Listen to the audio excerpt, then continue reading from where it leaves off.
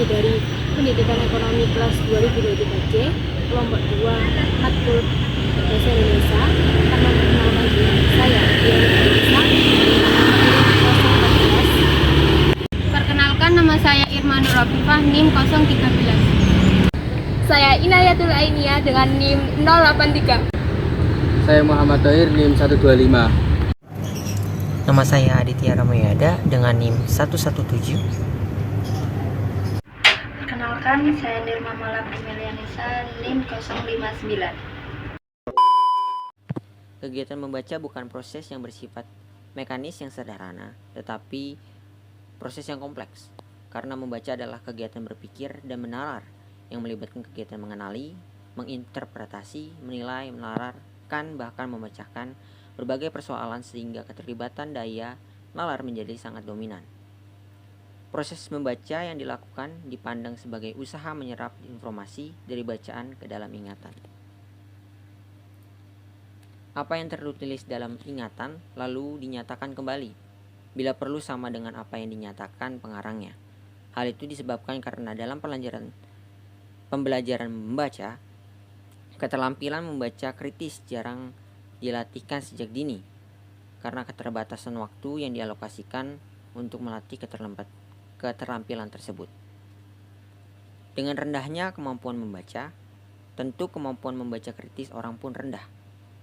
Dalam memahami bacaan, kemampuan berpikir kritis juga akan menentukan sejauh mana pemahaman seseorang dalam memahami suatu konsep, cerita, ataupun dialektika ilmu dari bacaan tersebut.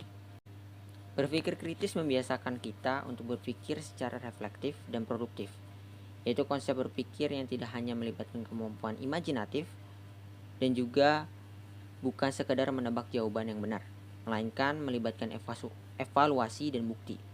Maka kami, kelompok 4 kelas PE 2023C, di sini bertujuan untuk meningkatkan kesadaran seputar membaca kritis dan menangkal hoaks untuk mencegah penyebaran hoaks di masyarakat.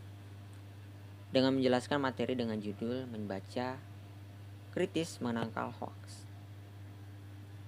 Membaca kritis adalah kegiatan membaca yang dilakukan guna memberikan respon atau ide-ide yang dituangkan pengarang dalam teks yang ditulisnya.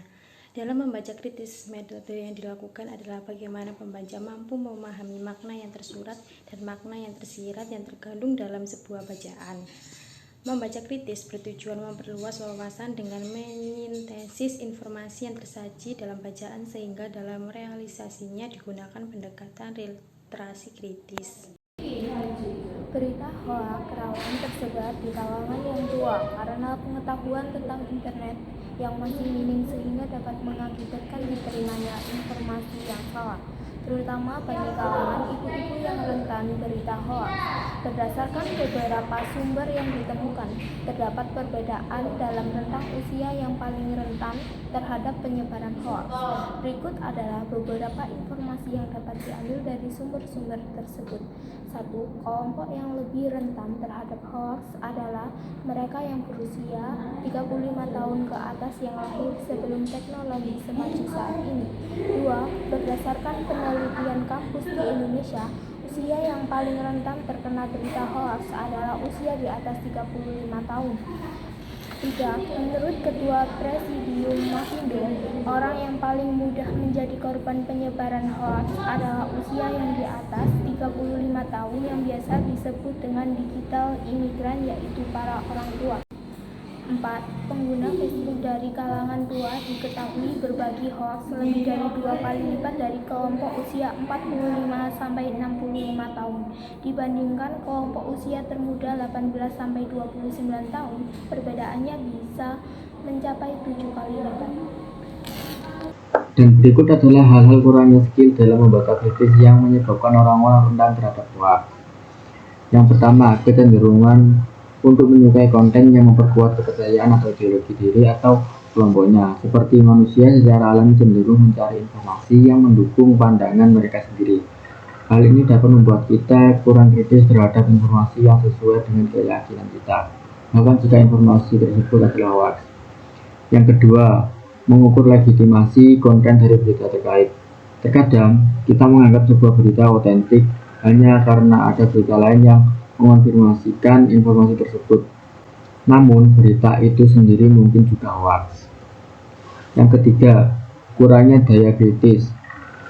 Dengan cara mengembangkan kemampuan kritis adalah langkah penting dalam melindungi diri dari penyebaran informasi palsu.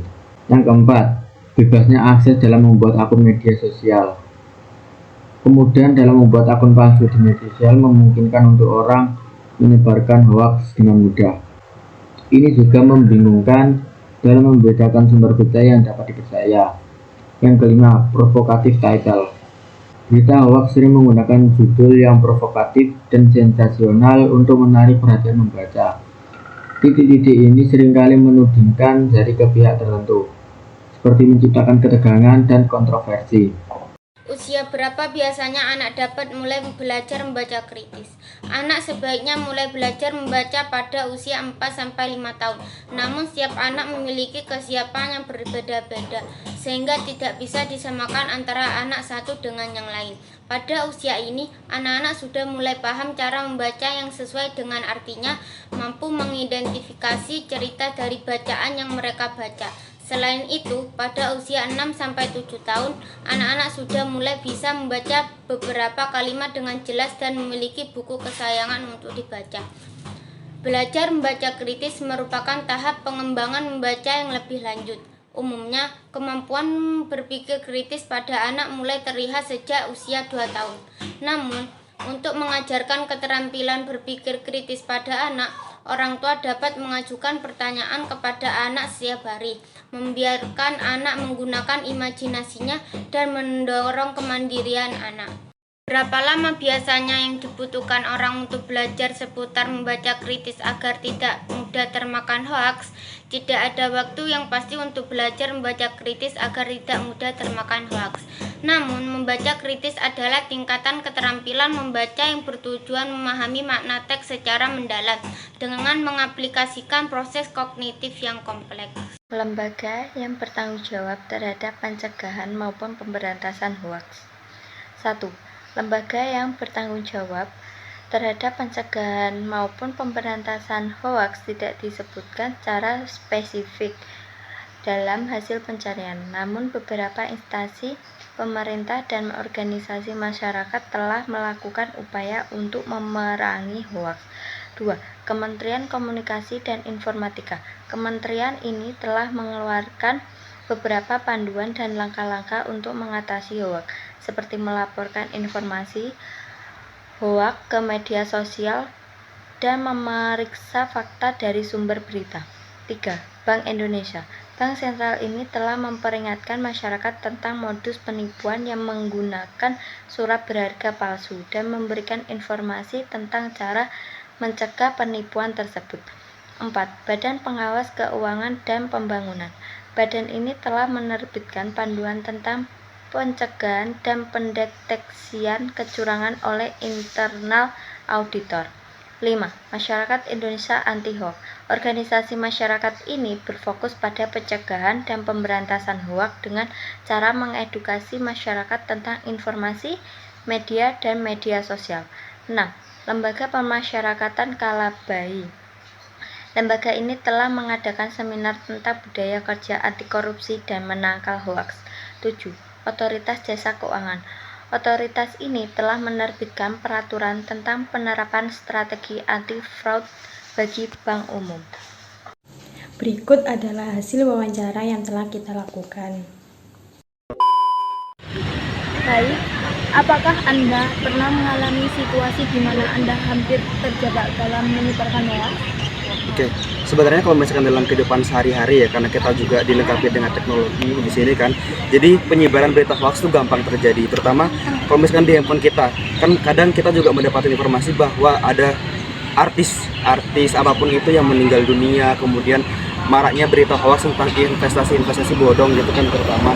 Nah jadi itu tentunya kita perlu hindari teman-teman, karena kan ya emang sih sekarang dimudahkan oleh akses internet, tapi kita juga perlu antisipasi hal itu jangan sampai terjadi. Yaitu sih karena seringnya itu tentang investasi, kemudian ada pembunuhan, kemudian ada artis yang meninggal dan lain sebagainya mungkin itu.